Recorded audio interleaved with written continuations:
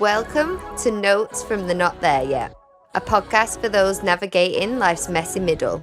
Not lost, not arrived, just not there yet. It's the real stories, real life, and relevant journeys that you can actually relate to. It's for the creatives, the seekers, the doers, and the dreamers. If you've ever asked yourself, is this it or what's next? Then this is the podcast for you. We don't have it all figured out yet, and that's the point. All right, let's dig in.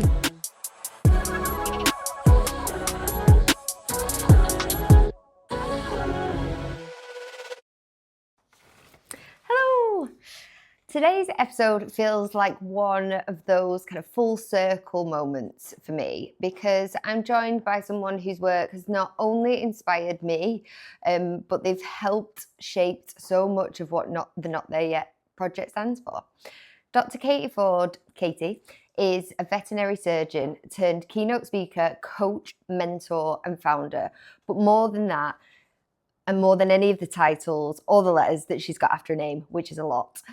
What makes Katie remarkable is how she's used her own story, one rooted in imposter syndrome, burnout, and self-doubt, to help thousands of others see their own worth a little more clearly. Growing up, Katie was the first one in her family to go to university. Katie was the clever one, as she puts it herself. But that label quickly became a burden. Surrounded by privilege at vet school, she felt like she didn't belong. Even after achieving everything that she thought she wanted, the degree, the house, the car, the clients, she found herself silently struggling, caught in a loop of perfectionism and fear of being found out. It took one honest conversation with Katie's boss, who truly saw through her, to change everything. The moment that led to Katie going to therapy, becoming a coach, and eventually founding Vet Empowered, a business transforming the veterinary culture from the inside out. What I love most about Katie is her willingness to share from her scars and not her wounds. She's built her voice not on perfection, but on proof that you can turn pain into purpose, that vulnerability and science can coexist, and that confidence isn't in the absence of doubt, but is the courage to move forward.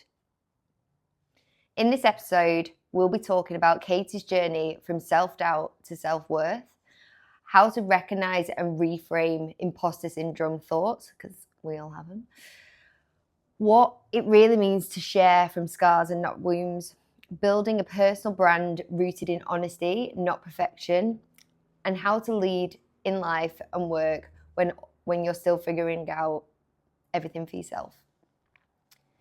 If you enjoyed this episode and get value from it, please do give us a share and a follow. It really helps us grow our community of Not Yets and helps us connect with more people. You can follow us by @the Not There Yet Project or head to notyetthereYetproject.co.uk. All right, let's dig in. Katie, welcome. I am so glad you're here today. Thank you so much for coming in. Oh, thank you for having me. You are very welcome. So let's just jump straight in. Let's start early. So early days, childhood. Tell me a little bit more about yours. Yeah, and you know what? Thank you for asking this, because often we start our stories at the date when we graduated, etc. And actually, most of what forms us and things that happen to us are way back then. So in some ways, my story was really similar to a lot of other vets and vet nurses. I loved animals. I did well at school. But behind the scenes, I had a few challenges as well that you would never have known. And to be fair, up until the last few years, I never really told anybody about. So I had a parent who really struggled with their relationship with alcohol. I had a lot of medical investigations. I had seizures a lot as a child. And I think, to be honest, school was the one thing where I thought, you know what, this is what makes me me. And this is something that actually I get some praise, and reliable, predictable praise as well. So if I can put my head down, do well at school, and think about being a vet, which was my dream, then that gave me something. Yeah, so that's quite a lot going on behind the scenes there in terms of your early childhood as well. And clearly school was your safe place and where you felt almost at home in an environment versus your actual home. Yeah, which is quite weird in some ways, because a lot of people hated school or they found challenges at school. But for me, that was, like you say, a bit of safety. And you kind of actively describe yourself as the clever one. Why was that do you remember, that very much being in your mind at the time, being like, I'm good at this, I'm clever, I can do this? Oh, 100%. It was what I got praised for relentlessly, and probably the only thing that I got praised for. I know I've said to you before, I was the clever one, I wasn't the pretty one, I wasn't the sporty one, I wasn't the funny one, I wasn't the one that would always come up with lots of wild ideas. I was the clever one, and that felt like security to me, because it meant that I was friends with some of the quote unquote popular kids, because probably I could help them with the homework, but I just wanted to matter to somebody, and actually being clever gave me a reason to matter at that point. And that changed for you. So you obviously had that experience in school, and then you did really well at school, and then had the decision to go to veterinary school, and you felt that kind of clever one shifted. You then described yourself as an average one. Yeah. How was the mindset when you kind of moved from one to the next? I mean, it was quite humbling in a way, because it had always been that the thing that I had was like, okay, I am the clever one. This is where I think I kind of fit in the social hierarchy. Yeah. Then you got to vet school and realised, well, everyone's clever. So there isn't really a clever one anymore, because everybody's had to get ridiculously high grades at this point to get there. Yeah. I also realised when I got to vet school too, because I'd come from a very working class family, I'd come from being the first person to ever go to university of the family, to realise that everybody else in vet school, to me, it felt like had come from money. Right. Now, there's a lot of changes since then. This was 20 years ago. They've really opened up like inclusion and trying to make sure that we reduce some of those barriers to get into vet school. But my eyes were really opened, and I thought, oh my gosh, everyone here is not just clever like me, but they've got far more money than me. They seem to have more experiences. They seem to understand more of the world. And I became really hyper aware of, how did I speak? What did I wear? How did I show up? What was appropriate to talk about or not? And it really turned me in on myself in some ways. I really felt like I didn't deserve to be there. Wow, and that's hard. That's hard. That kind of like almost blaming in a way where you came from, for like how you're actually feeling in that environment.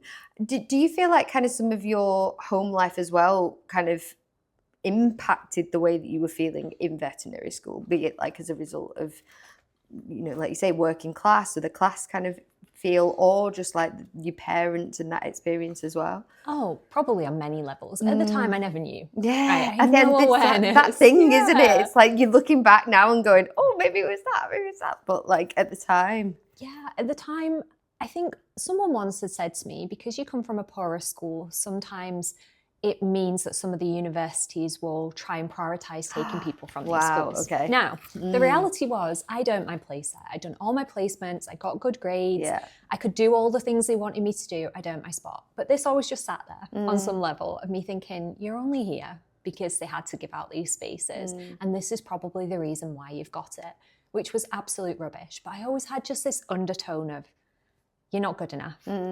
But it was always okay, well, I'll try and be good enough. What can I do to try and be good enough? And then it would move a little bit. So do you remember actively those thoughts at the time? Do you remember kind of being like, you're not good enough? Or was it just more now looking back?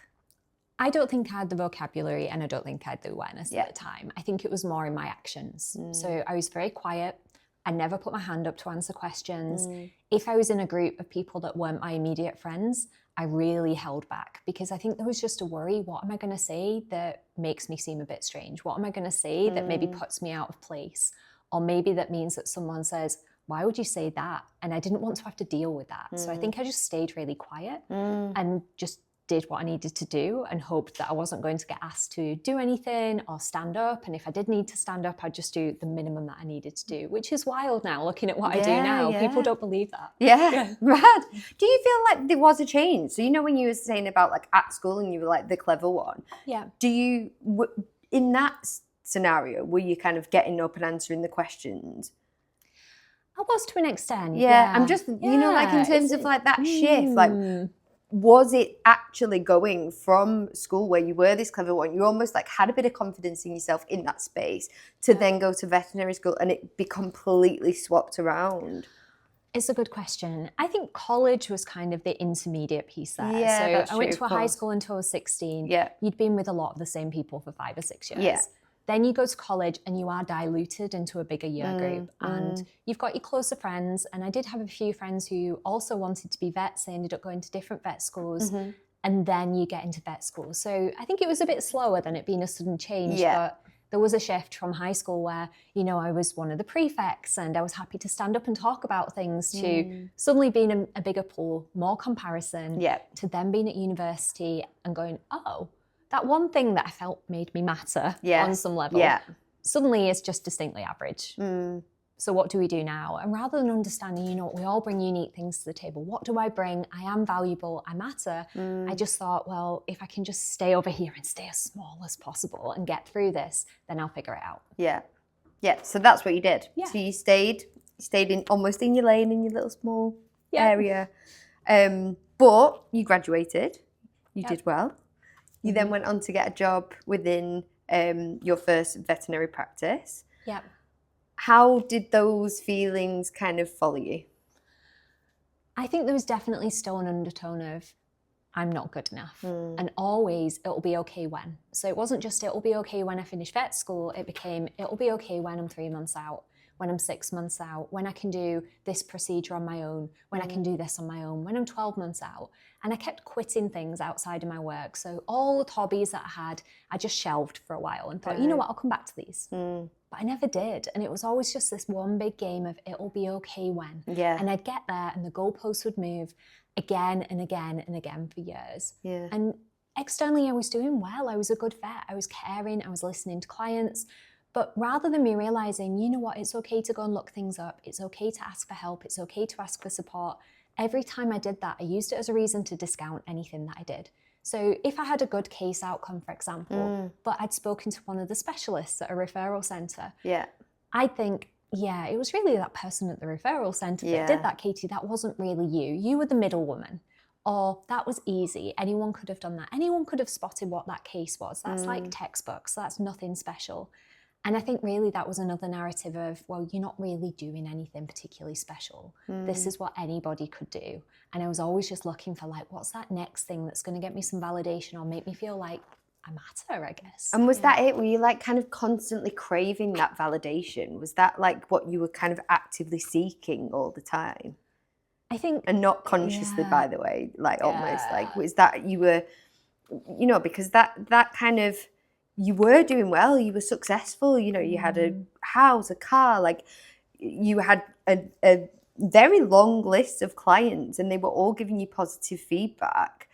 And yet it was always kind of looking for more and looking outward or inward?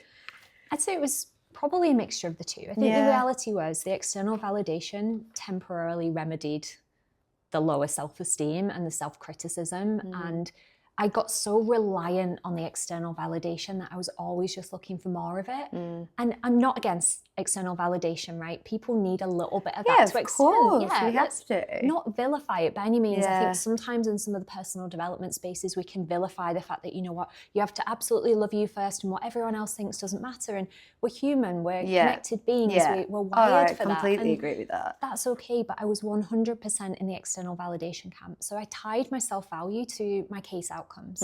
If cases were going well, I could temporarily feel good about myself, but I was always hypervigilant for what is the one thing that's going to go wrong to bring this all crashing down.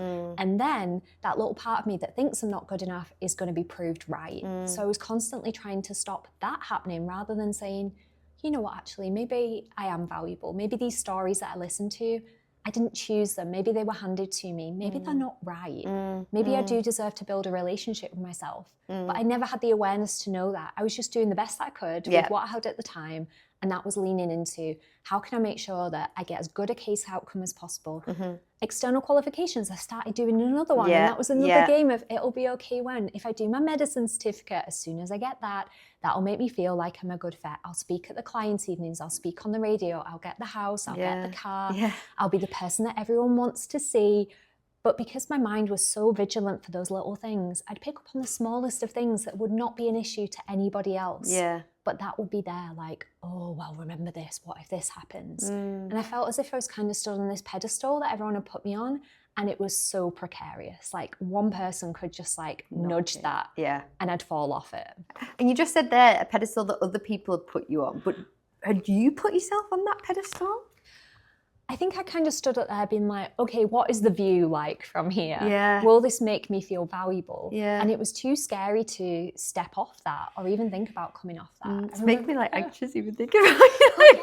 It was hard work. Yeah. Like, so much energy went to that. And I think someone once said, I think it was like a Muhammad Ali quote saying people thought the hardest thing would be to become like heavyweight champion of the world, but the hardest thing was staying there. And I think that was what was the hardest thing for me, was that once I got up to this point, what's next? Yeah. What It's almost like you got up happens? to that point, but in your head you're still going like, what's next? And I'm not there yet, and I'm not there yet, and I'm not. Yep, it'll be okay when. It'll be Yeah, okay sorry, when. yeah. It'll be okay when. Yeah. I'm not there yet. Yeah, very on brand. Yeah. Sorry, I actually didn't even do that on purpose. But yeah, like you felt like there was more and more and more. Like, how can I stay here?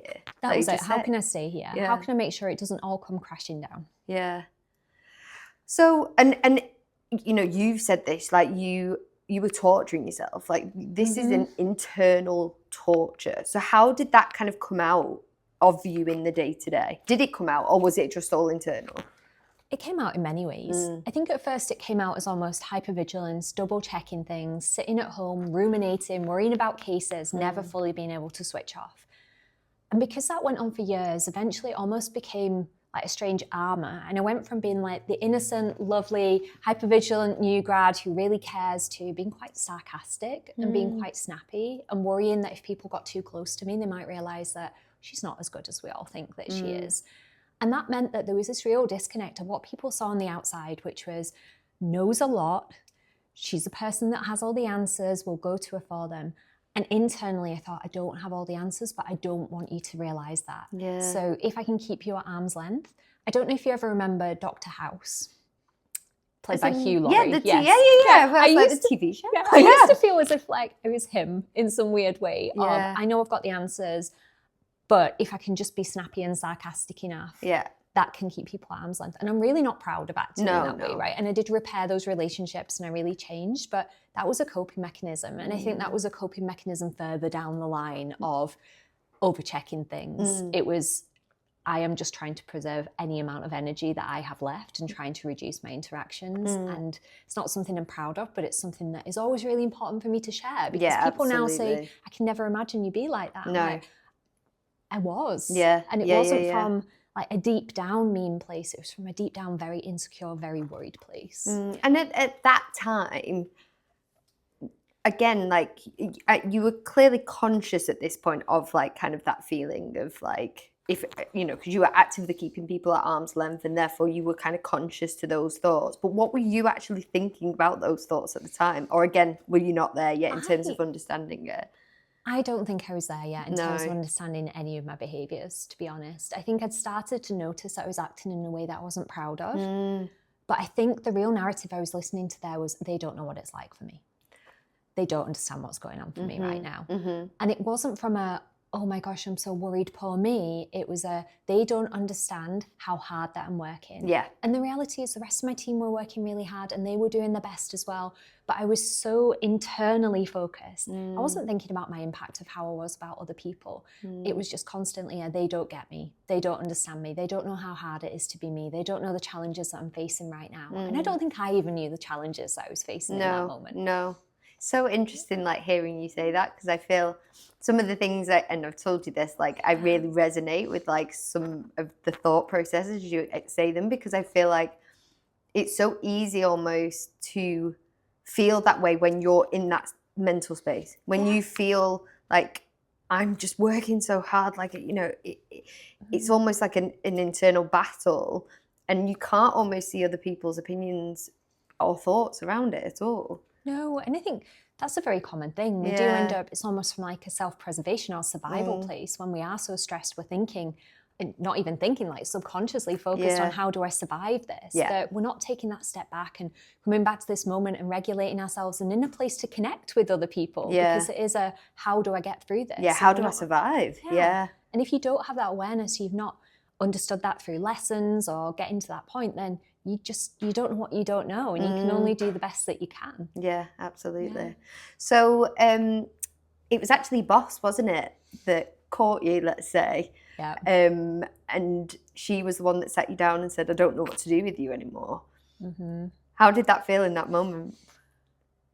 It's such an interesting one because, first of all, for everyone listening, she was doing it from a really kind place. Of course, yeah. She wasn't saying, like, I'm really annoyed with you or anything like that. I think she was the only one that could see I wasn't okay. Yeah. Everyone else saw smart Katie that has all these clients and that is quite sarcastic sometimes, but we always know she knows the answer. So, you know, approach with caution. Yeah. But she'll help us. It's so mad to think about you like that because I just can't see it. Approach with caution. It's just never words that I would put against you, honestly. But sorry, carry on. Honestly, but it was the truth. No, yeah. But she could see that I was struggling and like I was crying when I was on call, just to put like a picture to this for people. I'd sit there waiting for the phone to ring, crying, being like, why is it that this dream that I'd worked towards is actually hell for me right now? And it's not getting any better. I've been doing this 4 years now. I've got extra qualifications. Everything on paper is going to plan. And my heart is breaking. Like, this cannot continue for the next 20 years. What do I actually do?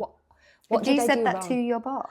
I hadn't, but she could see that I was upset. Yeah. Like, Did you say that to anyone? not at the time. No. But that's how you was feeling inside. That's how I was feeling, absolutely. I didn't really have anyone at home to talk to that about. I'd kind of cut a lot of my friends off because, again, I was putting my head down and trying to think about work. Yeah. I didn't for a second think, oh my gosh, maybe I should reach out for some support. It just wasn't on my radar. Yeah. I thought, I don't want anyone to realise what the heck goes on for me because they might think, well, you know, we did suspect that you weren't that good and thanks for admitting it to us. So yeah, my boss asked that question, like, I don't know how to help you. What can I do to help you? Will you reach out for some more help? And at that point I thought, yeah, okay, well, if this is bothering you, maybe I should do something to help you navigate what I'm doing. Yeah, I'll help you. Yeah, it wasn't anything about me in that moment. And actually that was when I reached out and I spoke to the doctor and I had some CBT.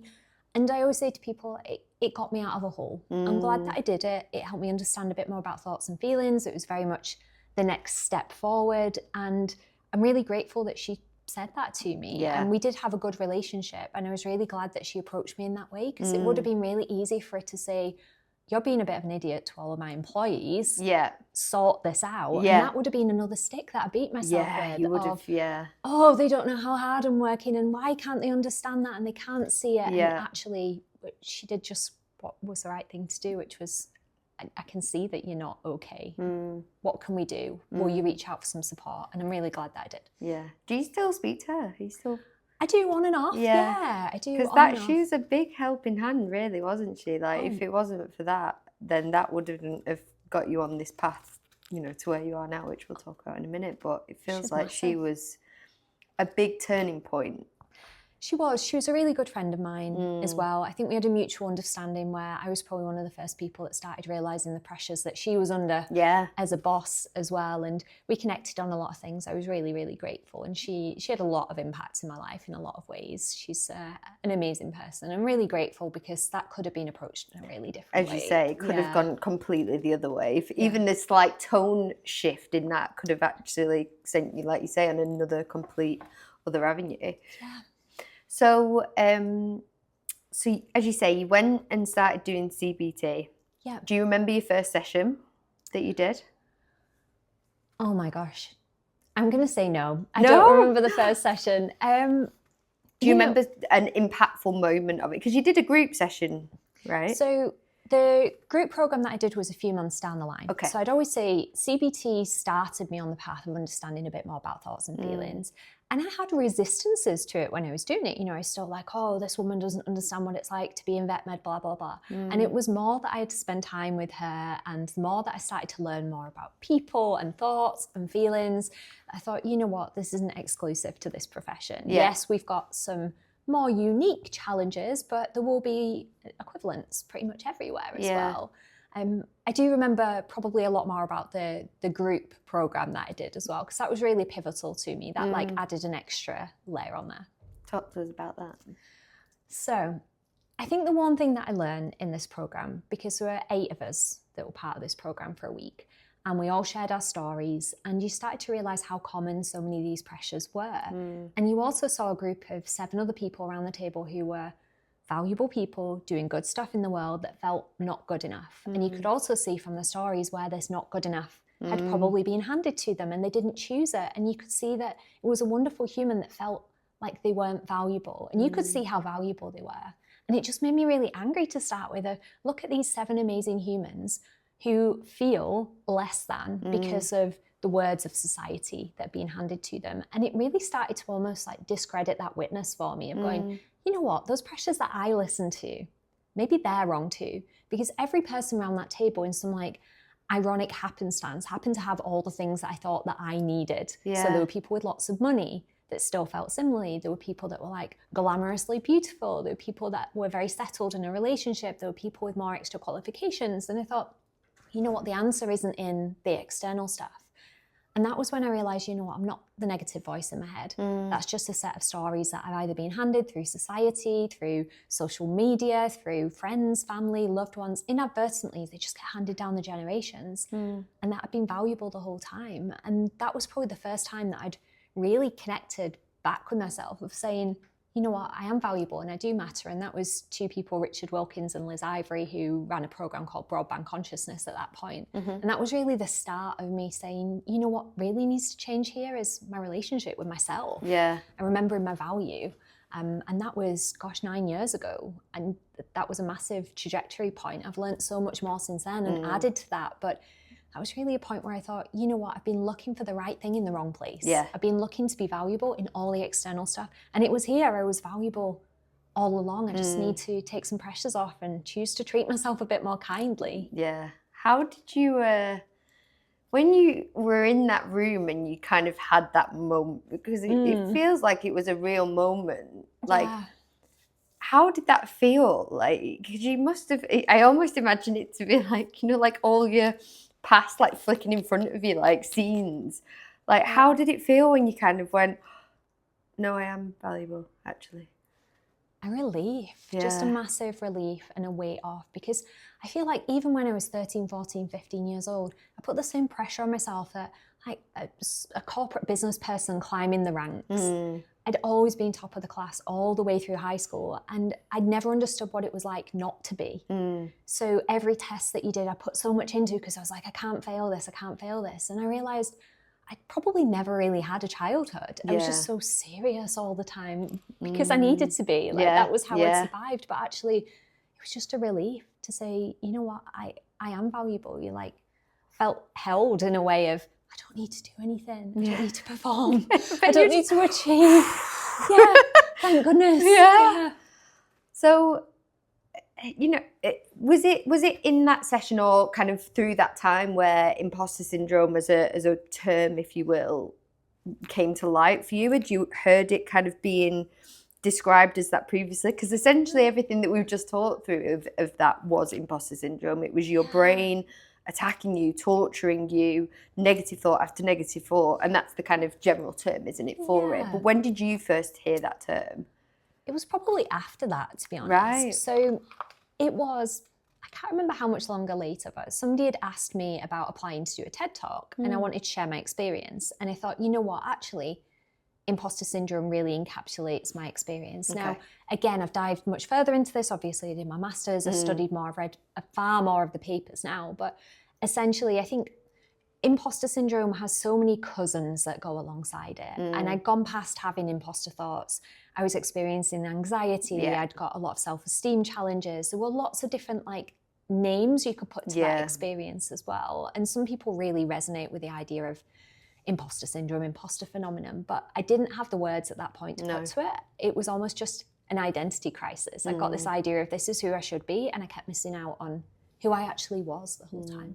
So for someone that's like listening to this and potentially, you know, hearing your story and really resonating in themselves, what would kind of your maybe couple of pieces of advice, if they're really kind of thinking in that way, what would your advice be kind of at this point now? It's a good question. And I think one of the things that can happen a lot is we get really good at saying these are the 3 things that you must do if you feel this way. And then people try them. And if those things don't work for them, it becomes more of a stick to beat themselves with. So the first thing that I'd say is you are all different, so different things are going to help different people, because there will be different factors that play into you feeling like you're going to get found out and you're not good enough. If it's really, really crippling you day to day, I'd speak to somebody about it. I'd reach out for further support, 100%, and saying that from the beginning. Secondly, if you're like, you know what, this is more of a niggle than something that really bothers me, first of all, I'd say, like, welcome to the club.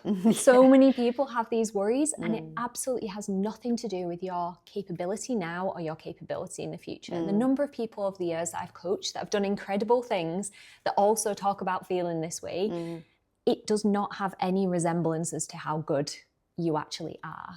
The second thing that I'd say is understanding a little bit more about our nervous system is a real game changer. Further from all those things that I spoke about, obviously I've done a lot more training over the years, and one of the things that I trained in was understanding our nervous system. So if we feel that we're going to get found out, or if we're stressed in general, quite often our nervous system is very activated. So our fight or flight response, like our threat detection system in our brain. So when that happens, when that's really activated, often because the blood flow changes, our body's preparing us to run or fight a threat, we get blood flow reduces in our very logical, rational part of our brain that sits about here. It's called our prefrontal cortex.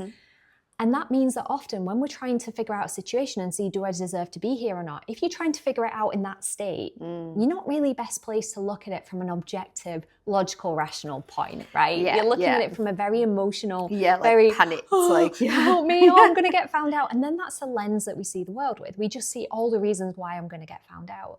So one of the things that I often say to people is, do what you can to come back to this moment right now. So some people find it comfortable to reconnect with the breath and slow their breathing down. Other people don't like that, and it's more of a, okay, I'm going to come to my senses in the environment. What can I see? What can I hear? What can I touch, taste, smell? Or maybe it's just you feel like there's a lot of energy in your system, because when our sympathetic nervous system is very activated, it's almost like someone's got their foot on the accelerator, getting you ready to fight or run, whatever we're going to do to deal with that threat. Now, the reality is we're not doing that. We're sat at a laptop. We're in a consult room. We're doing a surgery. Like, we're not running anytime soon. So sometimes that energy builds up.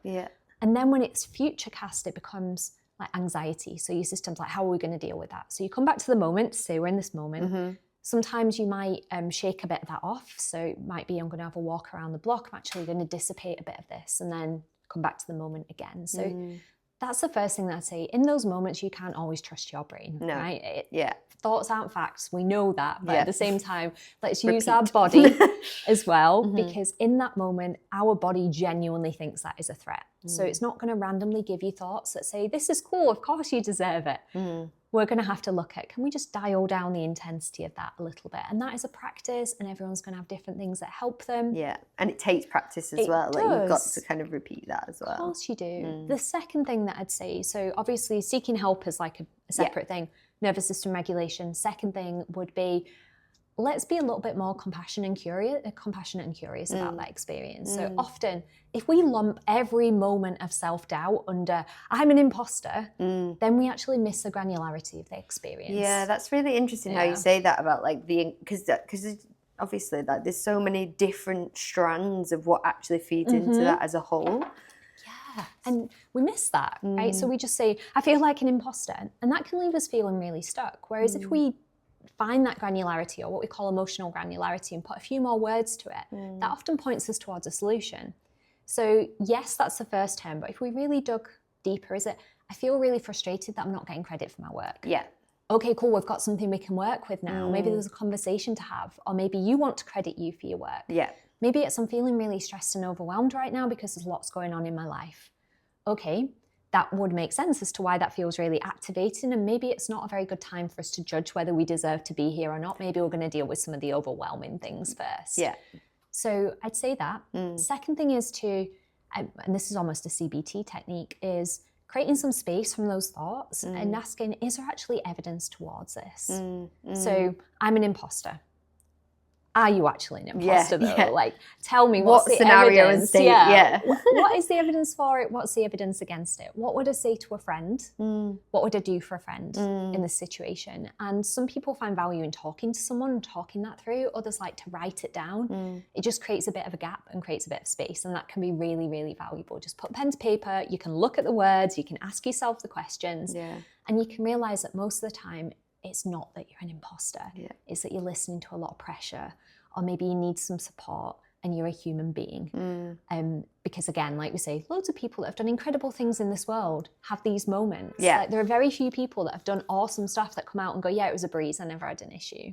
I never doubted myself. Yeah, and that's a really good point in the sense that everyone, I'm sure everyone has had those moments or those feelings of some kind of thread of imposter syndrome, and acknowledging the fact that you're not on your own and that there's people around you that could help. And like you say, I love it when you say that, how would you talk to a friend? Because I think that is a really simple way for people to almost come back and be like, if you were your friend right now, what advice would you give yourself? Yeah. So important. And actually, you're so much kinder to your friends than you are to yourself. And I always love it when you say that, because I think it's a really simple way for people to understand as to how they can kind of treat themselves with a little bit more kindness. Yeah. And I'd caveat it as well and say it can feel hard to start with. A lot of the time I work with a lot of people who on paper are high achievers, and often being compassionate to ourselves becomes the next thing to perform at. And they want to be really good at it the first time that they do it.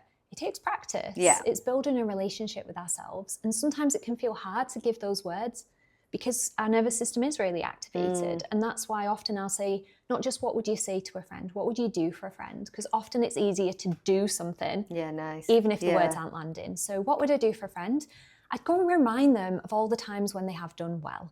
I'd take them out for a walk. I'd ask them, what would make your day today? I'd get them a cup of tea, and we'd actually physically do something for them. So absolutely, I'd look at that. And then the third thing is, I'd get to know yourself. Like, the opposite of imposter is authentic, which is like real, unique, one-off.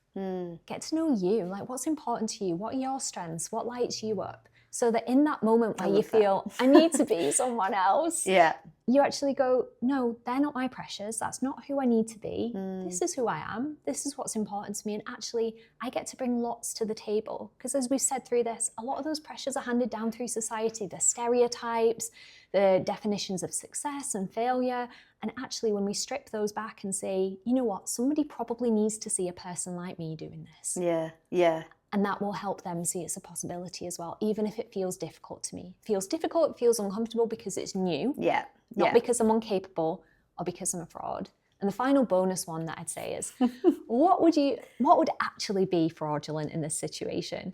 What would actually make you an imposter? So in vet med, it would be, I bought my degree on the black market. And you can see how ridiculous it actually you're an imposter. What illegal thing would I have to have done to actually be labelled being an imposter in this circumstance? And once you define that, you go, oh, okay, so that's my criteria for being an imposter, and I haven't hit that. Maybe I'm actually a human that's doing something new. I love that one. Just like come back to actually what would make me an imposter in this scenario. And again, that can go across so many different industries and sectors of people. So you, just to kind of come back, so you've obviously just gone to this group course, and then, you know, fast forward to now, you've learned so much more, so many more qualifications, done so much in this space. But at the start, you have just started to kind of share on social media about your journey. That's how all of this started. Do you remember that first post? Do you remember kind of first sharing a bit about yourself and how you were feeling? Yeah, I was thinking about this. I remember the general feeling. So bear in mind, I've done this course, I've started to build a relationship with myself, and I've lived it for a year.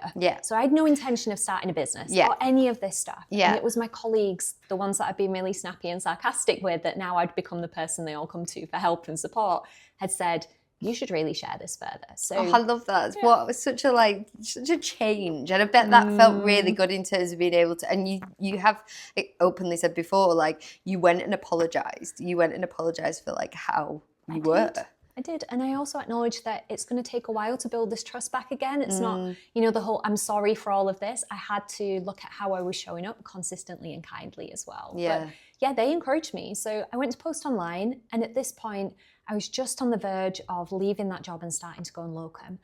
And the thing was, I was most concerned about the judgment of the people closest to me rather than strangers on the internet. That's so interesting. Like, I always feel the same. So whenever I do any like public talking, I'm more terrified in a room of people that I know than a room of people that I don't. Yeah. Why is that? Judgment. It's fascinating, yeah. And I don't know if it's because we've got this preconceived idea of how we think they think about us. Yeah. And we think, am I showing up in the way that they're expecting? Whereas we're a blank slate to everybody else.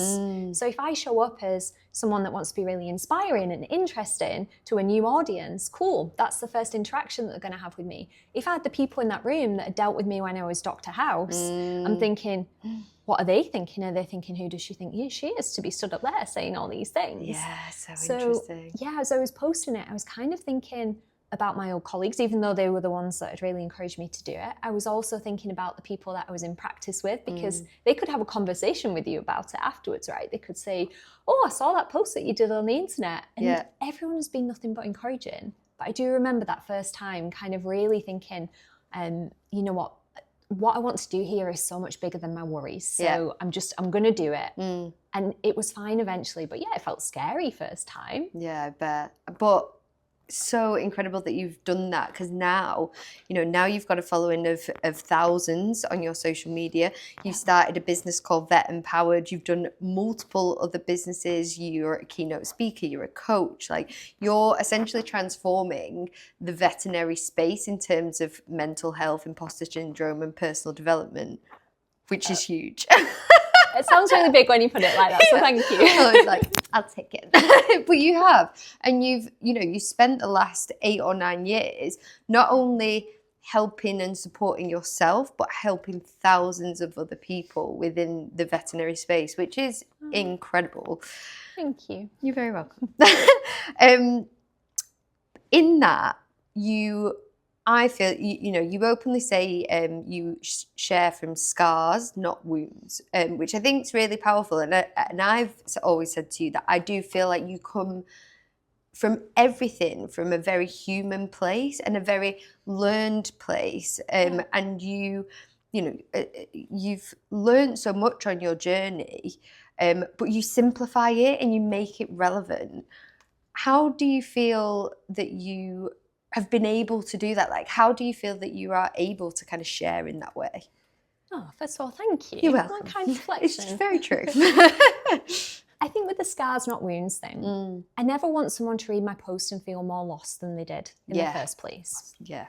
So I will openly share challenges that I've had, but usually when I've resolved them, or if I'm going to share them during, I share them at a point where I'm very reassuring that I've got support and I know it's going to be okay. So I don't want someone that feels the exact same way as me, that's looked up to me over the years, to be struggling and read a post that says, Katie's really struggling, I have no idea what to do, this is the worst time in my life ever, I don't know what to do. And they read that too and say, oh my gosh, she doesn't know what to do and I don't know what to do either. Yeah. I'll maybe share afterwards and say, last week was really challenging to me and I did have these points where I maybe thought that, but actually this is what I did and it did resolve and this is what helped me. Or, you know what, I'm having one of those weeks where I'm not sure what to do next, but I've made not knowing okay.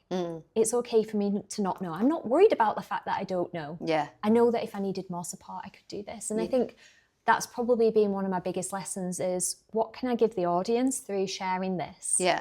Am I sharing it for me? And if I'm just sharing it for me, then a lot of the time I'm just going to share it in my journal. Yeah. Does this need to be a journal entry or a social media post? Yeah. And finding that distinction between the two, and being able to share kind of what can help and support. But like you say, it is coming from a learned place. And it is, I feel like you never post anything that's just for the sake of posting. It's always with a good amount of context and something that genuinely people can kind of take away and use in their day-to-day life as well. And that's not just vets, like that's, it's not just for, your content isn't there just for veterinary professionals. No. It's for anyone that's in this space. Anyone in the world, right? Yeah. We're all humans. Do you know the number of people that come up to me and say, I'm not a vet, but I read your content? Yeah. People that make wedding cakes come and talk to me about how valuable they found my content. Because we are humans at the end of the day. We just picked what industry that we're going into. And so often it's those people that care and want to make a difference that are often the hardest on themselves. Absolutely. Yeah. So in terms of Vet Empowered then, so you've launched this business that is focused on kind of supporting veterinary professionals in your space.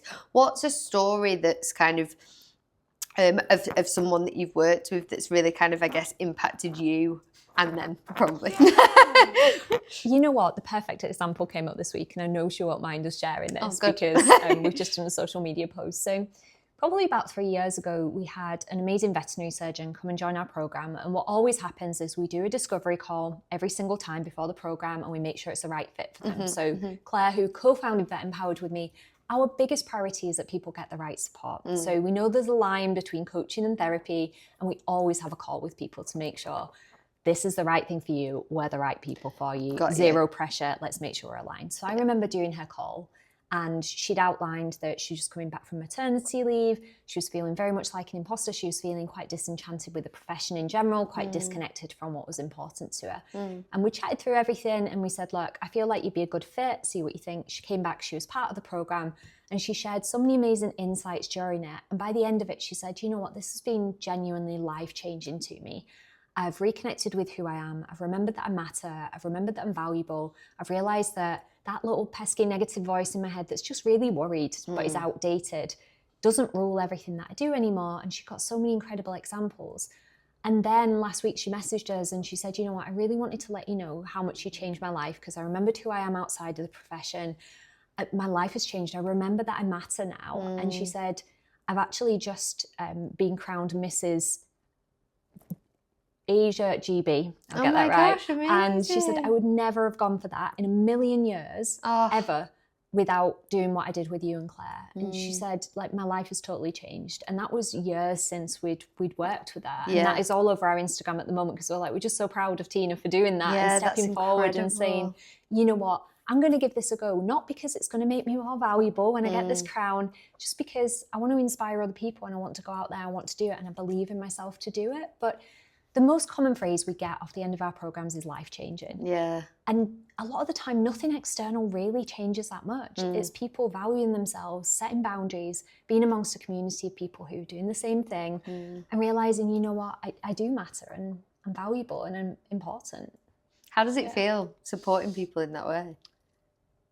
Exciting. It makes me really proud. But at the same time, you know, we still have our own inner critics that come up, and I just have to be really careful for me that this doesn't become the next performance. Can I impact everybody's life in this profession? Yeah, that's so true. Trying to focus on like the couple of people that maybe haven't made the leap to come into the program yet, that kind of thing. So it's amazing and I absolutely love it, and I wouldn't change it for the world, and it's not what I ever thought that it was going to be. But at the same time, I just have to be aware of that tendency for this to become another performance. Yeah. Can you catch yourself now? So what do you have, like, moments where those kind of thoughts like creep back in and you're able to like catch them? Like, what are your tactics there? I do. And sometimes you still get captured by them, right? Sometimes I'll still get kidnapped by that inner critic. I think my first thing is to, for me, I name the inner critic. So I think of him as like the security guard of my mind. Oh my God, I love that. And I call him Jim. Jim. Yeah. I do have a book that at some point, little security guard, that at some point I will release, and I call him Jiminy Critic. And I wrote the book, it's just never come out. So why is the book out? We'll plug it. Right, I put the book. At some point it'll be out. And he's just like the misinformed security guard of our mind, right? So he's actually just really trying to help you. Yeah.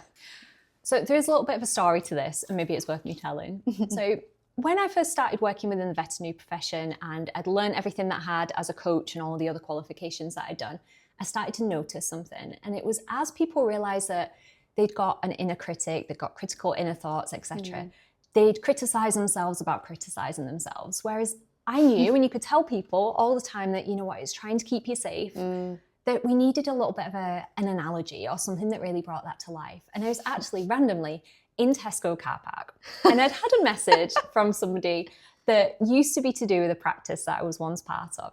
And it reminded me of a scenario, and it was this. So when one of my old bosses came to work at practice, there was already a practice manager that worked there.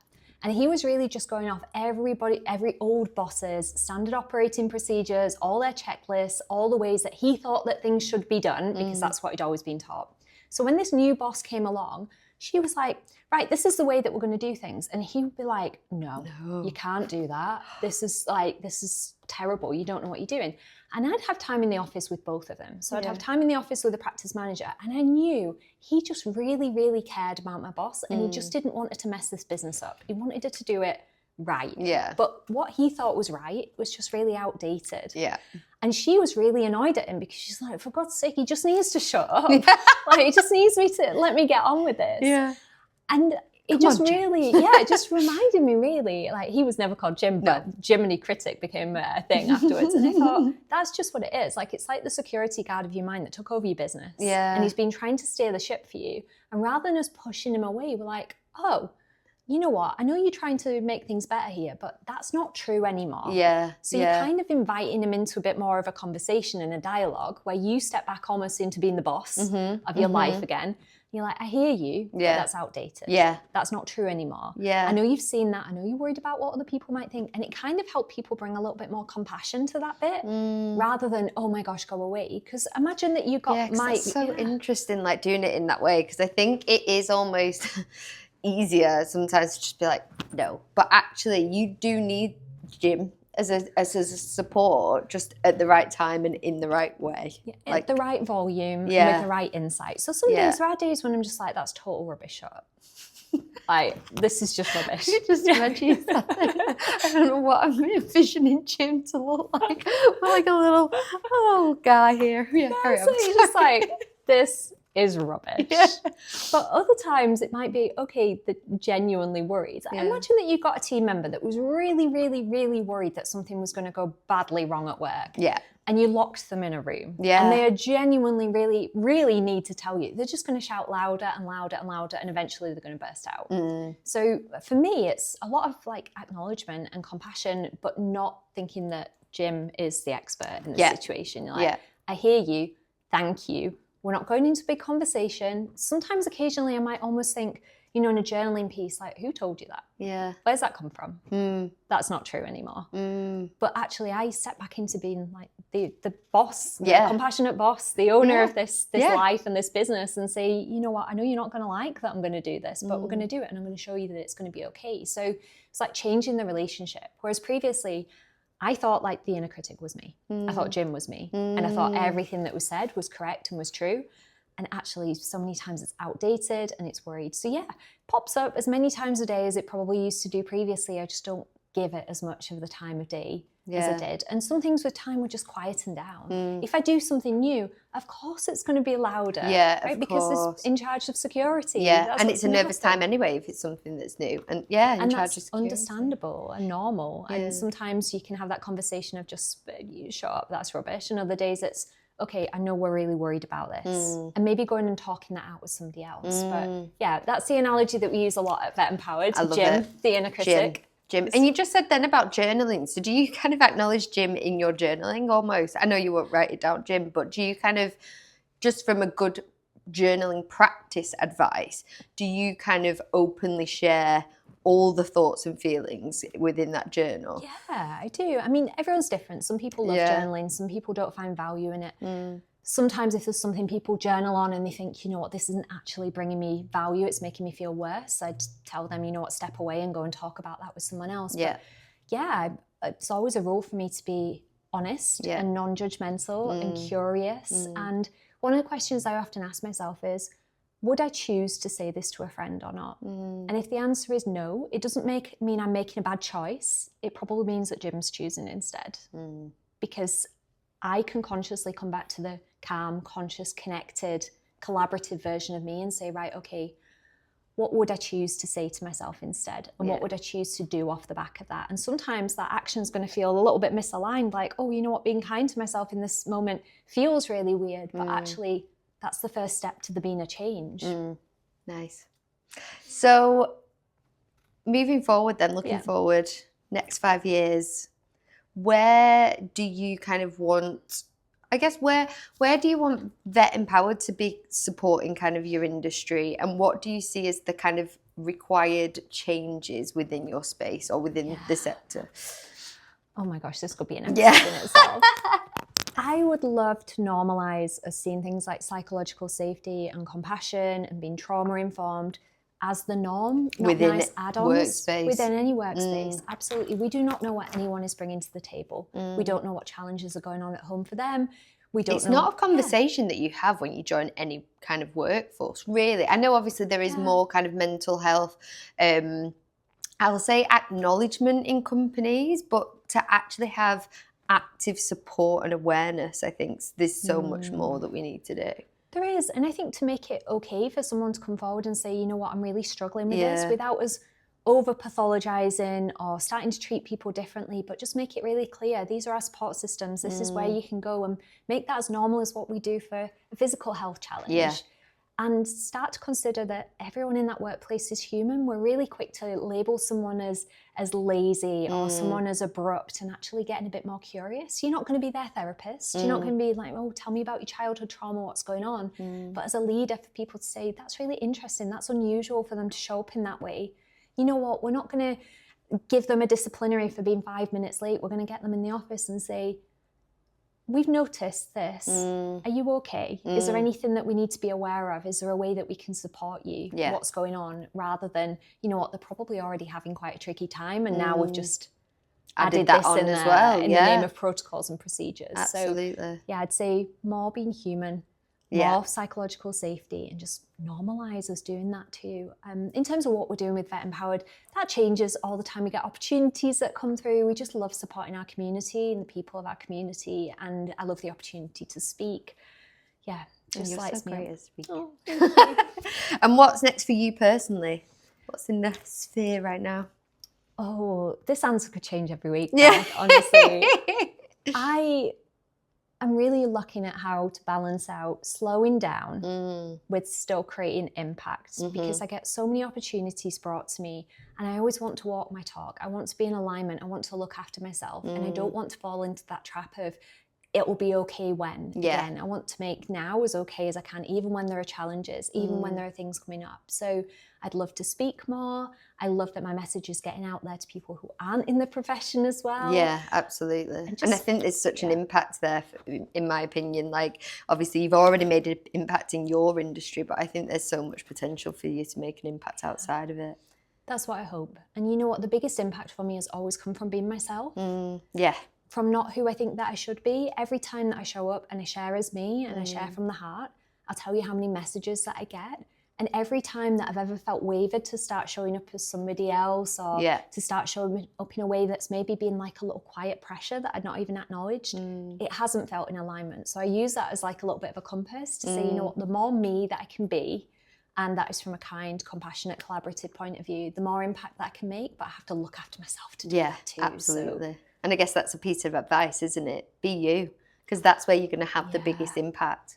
That's it. And I think the other thing is sometimes people listening have spent so long trying to be someone else that having that moment of, oh my gosh, who am I? I don't know who I am. And I'd invite anyone that feels that just to say you're not on your own. And getting to know anyone, like getting to know your partner, is a process, and it takes time. You have to spend time on yourself. You have to be curious. And it's not something that you do in an hour. No. Or you do in 10 minutes, or you do in the next 2 days. It's a process, and you get to notice like what lights me up, what am I interested in, what am I curious about, what's helped me before, who's helped me, what is just a theme that I keep seeing this and it's really sparking an interest for me. What's important to me? Figure out your values, figure out your strengths. All of this takes time. It's all an evolution. But if you it changes as well, doesn't it? Like it can, you could sit down and do that practice now, and then you could sit down and do it, like you say, in like 6 months' time, a year. Like it's something that you have to kind of keep investing into yourself in order to move yourself forward. Like any relationship. Yeah. Imagine that you said, okay, well, I've spent an hour with you now. We should have a great relationship. Enjoy. That's it. And then you never spend any time together. So true. So true. I love that analogy. Like how you invest into your relationship, think about that into yourself as well.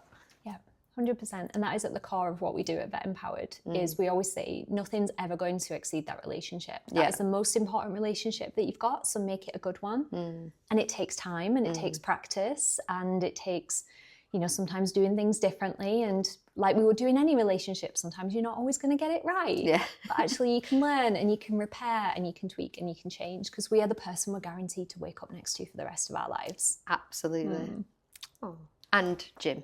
Yeah, Jim's always going to be there. Jim the inner critic will always be around, or whatever that you want to call them. But you know what? It's changing the relationship that we've got with our inner critic. It's not Yeah. I get it when you listen to it and you think, I've listened to so many cruel things that I've said to myself. Yeah, and that's the hard thing. Yeah, we're going to hate that. But sometimes it's almost like the volume is amplified so much to try and get through to us in some way. And again, like we said, speaking to therapists, speaking to coaches can help you externalize that and kind of break that narrative down a little bit so it doesn't feel quite as powerful anymore. Yeah. And that maybe those worries are heard in a different way so they don't have to be so loud.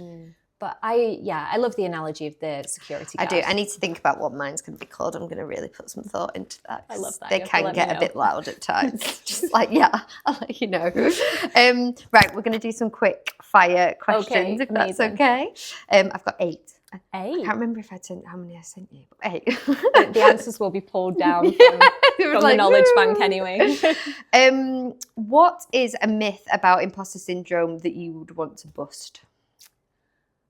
Oh my gosh, there's so many. I think one of them is that it's only inexperienced people that feel like imposters. I think of it as you're a beginner at a new level.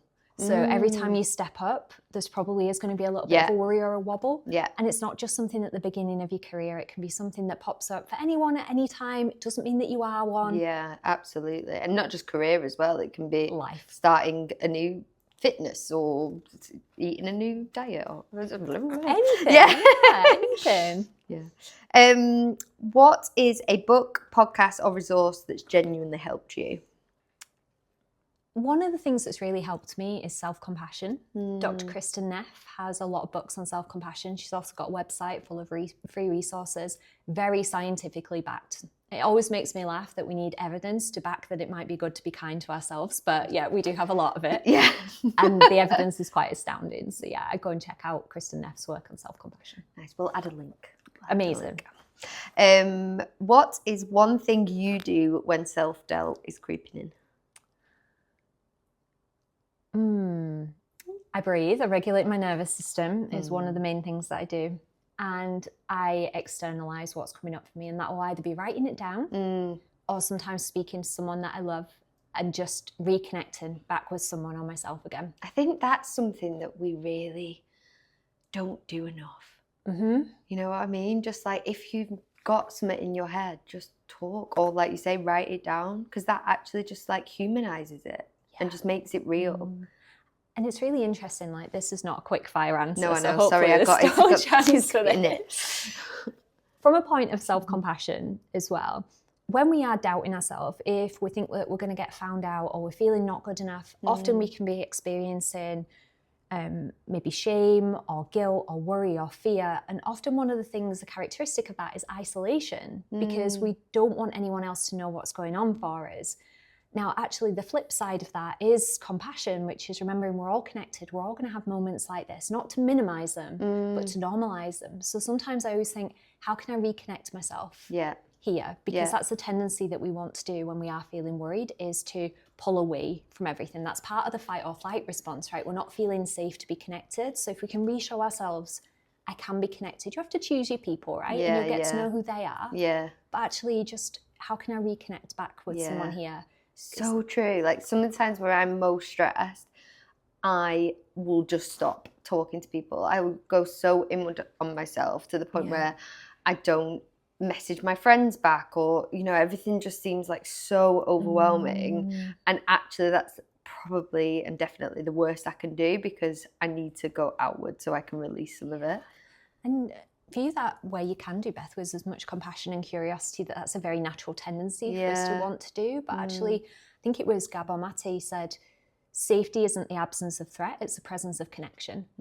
So often we think, oh, if I'm going to be safe, I'm going to make sure that there's never any dangerous situations, there's never anything threatening that goes on, there's never a challenge, and I just want to feel safe all the time by making sure that all of those external things are controlled. Whereas a lot of the time safety is realizing we've got backup, we're still connected, we're still part of the tribe, we've still got people on our side. And even if it's one message to one person and saying, hey, can we just catch up?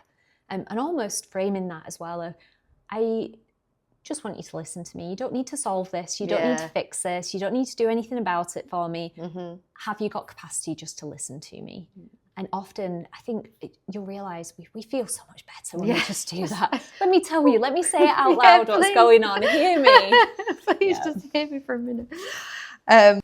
What is the best piece of advice that you've ever received? Oh my gosh. I think that nothing will ever exceed the relationship you have with yourself. Oh, so good.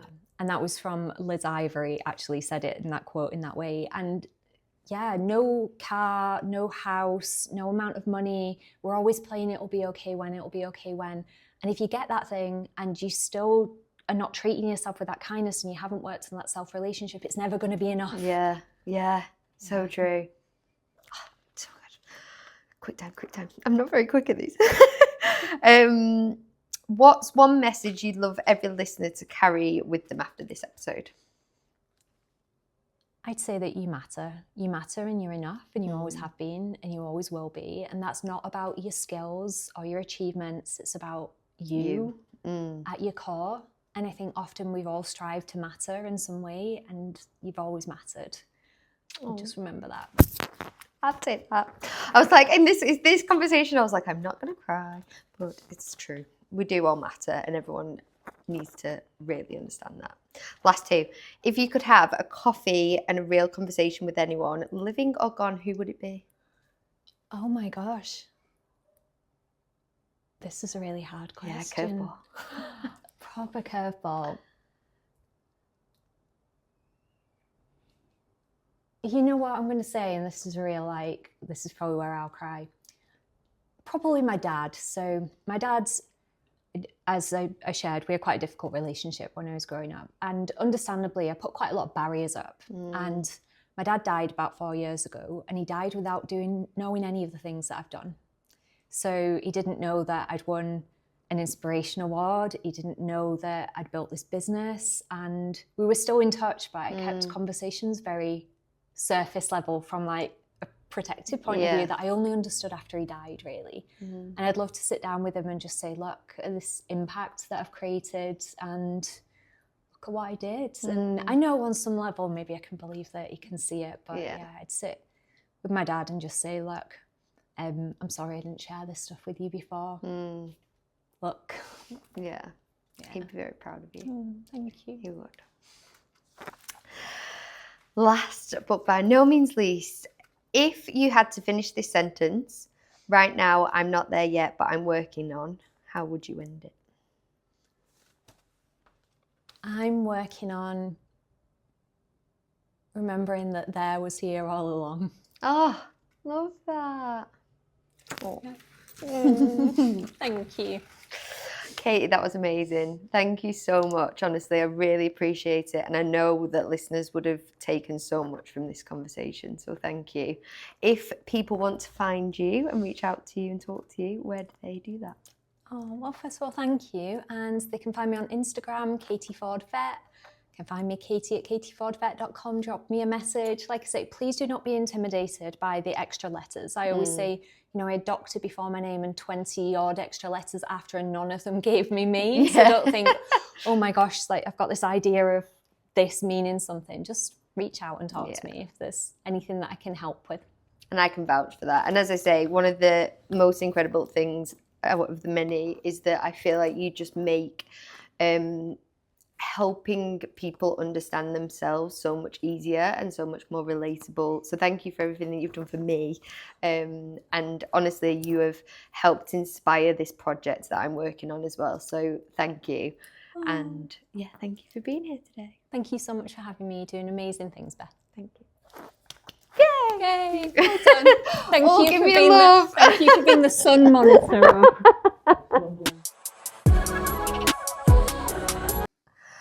Thank you for listening to this episode of Notes from the Not There Yet podcast. If you like this episode, please give us a follow or a subscribe. It means the world. You can also check out the website notthereyetproject.co.uk or follow us on all your major channels at Not There Yet Project. All right, we'll see you soon.